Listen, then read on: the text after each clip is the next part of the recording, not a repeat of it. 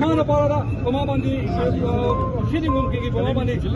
bangunan mereka berdai pemabandi bunuh bunuh nam kiki siapa tahu mana para di dulu di kabar apa ya nanti kita baca apa dalam sesakai besar dalam mati orang mana